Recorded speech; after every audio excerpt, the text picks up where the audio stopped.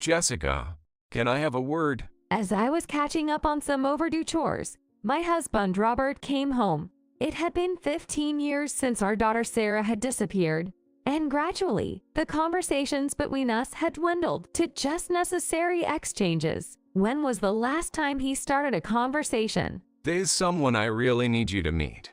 I'll call them in now. Robert called towards the entrance, and with heavy footsteps, a plump young woman entered the living room. She might be in her mid-20s, but her chubby cheeks and jaw made her face appear much younger. Staring at the young woman's face, which was sporting a creepy grin, a shocking possibility crossed my mind. Could she be? Sarah, is that you? Wow, to recognize me even after 15 years. You really are my mother. I guess you never stop being a mom.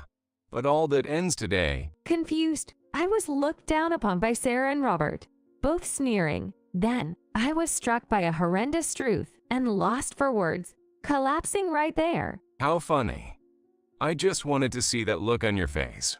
It was all worth it, deceiving you for 15 years. My husband, Robert, laughed heartily, oblivious to his own downfall, not realizing he was already spiraling toward ruin. My name is Jessica. I married at 24 and had our beloved daughter Sarah the following year, settling down quite early by today's standards. Looking back, my newlywed years might have been the most fulfilling time of my life. I've known Robert since high school.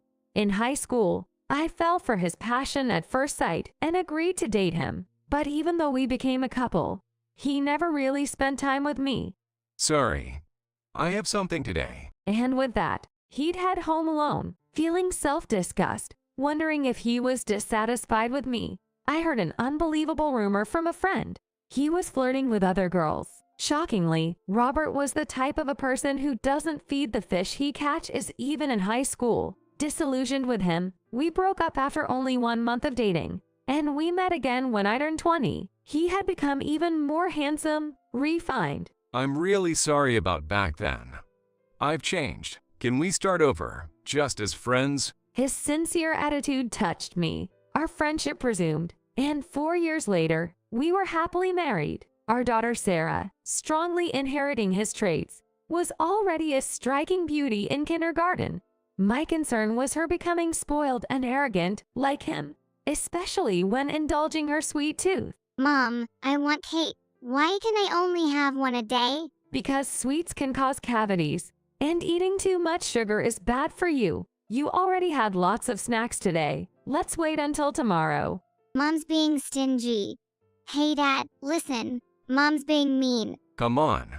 Let the kid have what she likes. If you make her hold back all the time, she'll end up grumpy like you. I'm just thinking about Sarah's health. I don't care. Dad said I could have it. Thus, he and our daughter often ganged up on me, making me out to be the villain. She was notably more stubborn about sweets, even slightly overweight compared to other girls at her age. I wasn't overly strict. I just wanted her to have some moderation, because unchecked indulgence from a young age can lead to issues later. Yet, it seems my strictness seems mean to Sarah and him. My cousin Emily often lent an ear to my parenting woes. Parenting sure is tough, but I think Sarah will come to understand your words once she's older. Emily, who is 2 years older than me, is quite a privileged person in my opinion. She is what is called talented and beautiful, and even to me as a woman, she boasts dazzling good looks. She attended a top-level university and now works in public relations at her father's company. A truly successful life. I'll talk to Sarah next time I see her. She's pretty open with me, you know. I'm sorry to ask, but could you? I feel like Sarah doesn't really respect me. You're imagining things. Anyway, I'll come over and we can hang out next Saturday. Emily wasn't particularly fond of kids, but she'd occasionally come over to play and look after Sarah. Sarah was quite attached to Emily, and she was always in a good mood when Emily visited, probably because Emily always brought a lot of sweets. While somewhat anxious about my relationships with my daughter and husband, I was working hard every day. Frankly, Robert has moved from one job to another since graduating from high school, and his salary is considerably lower than that of his peers. As a college graduate employed at a respectable company, it fell to me to earn our living. It was tough balancing childcare, housework, and work, but seeing my family's smiling faces made it all worthwhile. However, that happiness would shatter during the summer when Sarah turned 9. That day, our family and Emily went to a park nestled in the mountains. We went there because there was a costume show of Sarah's favorite cartoon characters. Delighted by the show, Sarah wanted to play tag before we headed home. I was exhausted from work and wanted to pass. Come on, it's our day off. Let's play together. But my daughter pouted, and I ended up joining in. Robert and Emily were really into it, acting like kids themselves. All right. Dad will be at first. No hiding behind the playground equipment. Let's make it a fair game. However, about 13 minutes into our game of tag, I felt something was off. Despite running all over the park as it, I couldn't find Sarah anywhere. Though the park was relatively large, the playable areas were well maintained, so it didn't make sense that 3 adults couldn't find one child after a thorough search. She'll pop up soon enough. You worry too much. Yeah. Jessica, you always worry too much. No need to panic. Robert and Emily kept saying this, but after an hour of searching, they began to look panicked themselves. Hey, this isn't right, is it? Sarah, tag's over.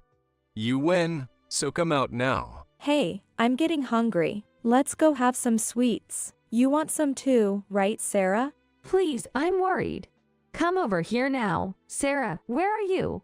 Despite our frantic efforts, shouting and searching the park, Sarah did not appear. 2 hours after her disappearance, we felt utterly helpless. We should call the police. It would be terrible if something has happened. But isn't that a bit much?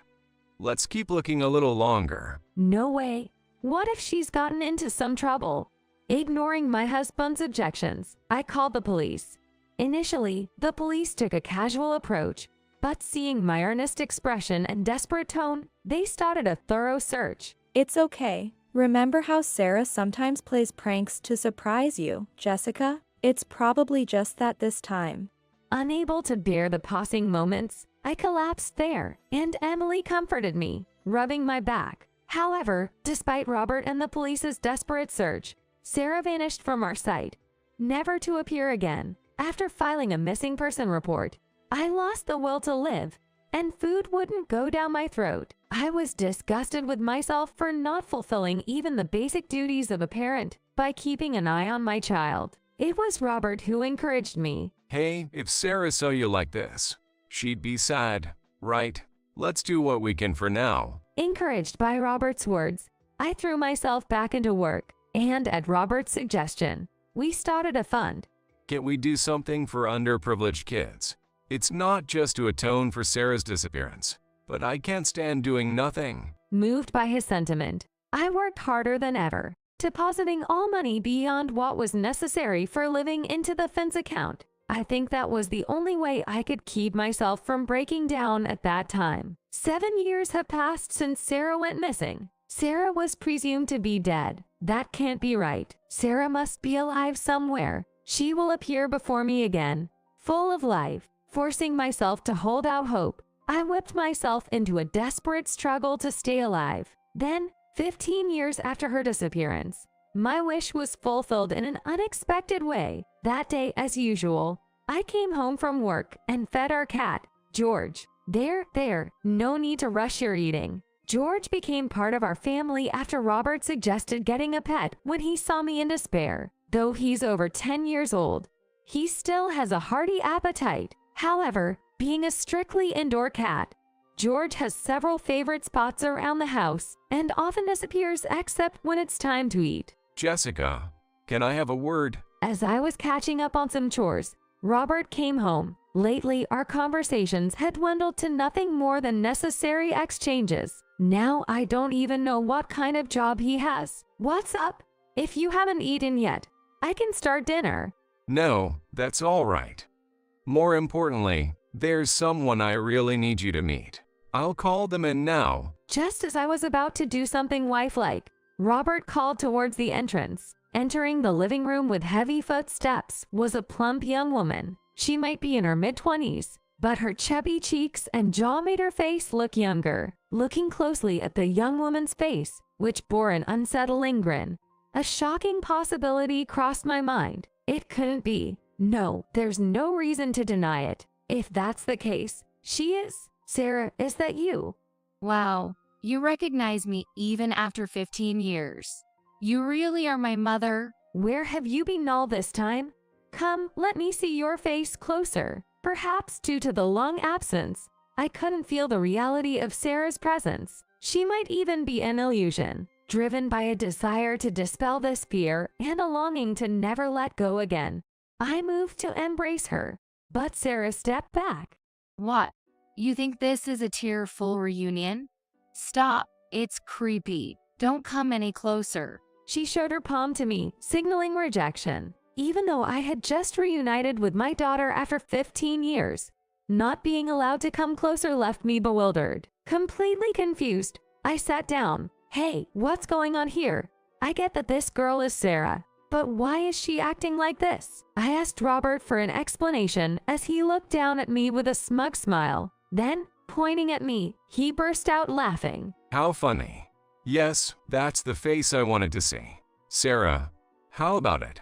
Isn't the troubled face of the woman who's been a pain to you the best? I've never seen such a foolish expression. Acting all motherly, always so strict. I really didn't want to come, but I'm glad I did what Dad said. Laughing just like her father, Sarah jiggled her obese frame. Even though they were mocking me, I still thought to myself that they really were father and daughter. Then, I heard the front door open. Entering the living room was Emily, who looked just as beautiful as she did when she was younger. Oh, you've already met. Yep, that's the dumb face I expected. Oh boy, it was worth deceiving you all this time. So, are we done clearing the air? Not yet. Hey, did you bring what I asked for? Yes, this right? Honestly, I don't know how you can drink something so sweet. Emily said this as she handed Sarah a bottle of high-calorie soda, known for its sweetness. Seeing this all-too-natural interaction, I felt something was off. Wait a minute. Have you all been in on this together to deceive me? Finally caught on. Yes, the disappearance 15 years ago was all staged by us. The police, the relatives, everyone was fooled like idiots. Exhausted from laughing, Robert sat down on a nearby chair and began to reveal the truth about Sarah's disappearance. Back then, I needed some money. But you, being the upright person you are, wouldn't arrange it without a good reason. My acquaintances and financial institutions were no longer options. So I figured a dramatic act was necessary. That's when I thought of staging Sarah's disappearance. When Dad first told me, I was shocked. But to be honest, I didn't like you, Mom, so I thought, why not? I didn't have many friends anyway, and starting a new life seemed like a possibility. That's when the proposal came to me. Helping out meant getting paid, and more importantly, I was happy to become closer to Robert. On top of that, Sarah was quite fond of me, unlike you. With Sarah, who was dissatisfied with me, and Emily, who had taken a liking to Robert, they made up the story of Sarah's disappearance during a game of tag that day. The goal was to plunge me into despair, impair my judgment, and draw out the money. So that fun was. All the money you deposited came straight to us. The letters from the people the fund supposedly helped were all fake. It's convenient how easily deceived people are when they're vulnerable. Thanks to that, you've been generously financing me. Hearing my husband's words, I felt a boiling rage and a terrifying fear of the unknown. Using one's own daughter to deceive a spouse for money is not something a sane person would do. Sarah and Emily, knowing all this and still cooperating, seemed like creatures beyond my understanding. Living at Emily's second house was heaven. No more being nagged about homeworks or eating too much candies. Instead, I could eat sweets whenever and as much as I liked. For me too, working at Dad's company wasn't enough to cover the necessary expenses, so the money you put into the fund was very helpful. That's why I can stay so beautiful. Sarah and Emily lived together due to their mutual interests, but it seems they didn't have any major conflicts. Emily's second house was much larger than ours, and it was good that they didn't have to see each other unless necessary. But you're supposed to be dead. What about school and all that? Who needs school? You might not know this, being naive, but there are people in the world who will sell you someone else's background for the right price. When Sarah wanted to try attending high school and university, that's exactly what she did, posing as someone else. Well, I never finished any schools. If it were you, you'd probably force me to go for my future, right? Emily would never do that. She respects my wishes, unlike you. Responding to my questions, Sarah and Emily were triumphant smiles. Please tell me that everything you just said is a lie. But judging by their expressions, that seemed like a futile hope. I had been deceived by the people closest to me for 15 years. Since we've gathered enough money from you, we're going to disappear from this country. We're off to gamble at casinos abroad, and then live a life of leisure. How about that for a life plan? Seeing your foolish face has been the highlight. Bye. Loser. Thinking I'll never have to see you again really clears my head. You deserve to live alone. As my strength left me in shock, Robert and the others left our home, knowing their scheme. I hurriedly made a call to a certain place. Then, turning to my cat George, I spoke. Let's show them. 2 hours later, a call came in on my smartphone from Robert. Tapping the screen, I heard Robert's voice in a desperate tone. Did you send the cops after us? Yes, I did. After such a blatant confession of your crimes, it would be ridiculous not to report you. There's no way the police would act so quickly without evidence in your story. Normally, that would be true, but I have some evidence. I'm sending it to you now. Saying this, I switched screens on my smartphone and sent Robert a video file. Seeing the data immediately, Robert asked in a stunned voice, Hey, how do you have this footage? Were you recording us secretly? Apparently, he hadn't realized George sometimes disappears inside the house, so I installed nanny cam in the bedroom. You wouldn't know since you hardly come by. Thanks to the nanny cam, I got all your confessions on video.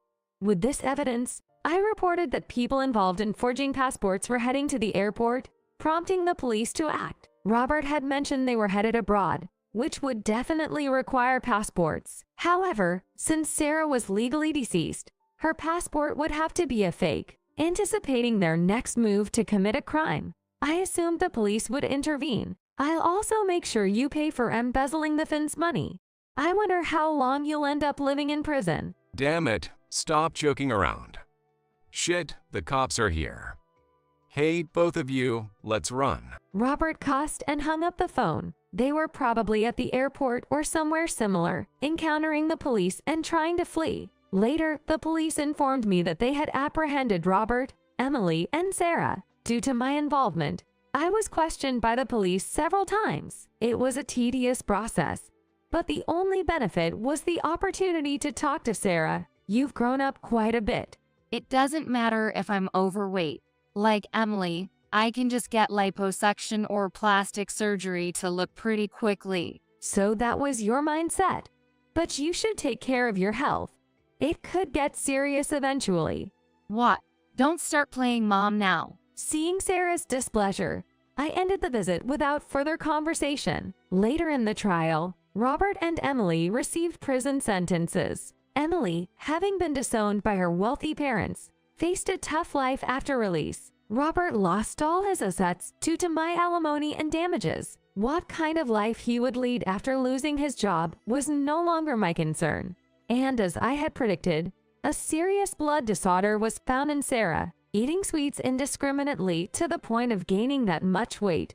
Even someone in their 20s was at a high risk of disease. Whether or not she could start over while dealing with her illness depended on Sarah's efforts. Still, I can't just abandon her. Knowing Sarah's situation, I decided to support her treatment costs and watch over her quietly. She had deceived me for 15 years, but I still couldn't easily sever the parent-child bond. However, Sarah despised me, so she might refuse if she knew I was supporting her openly.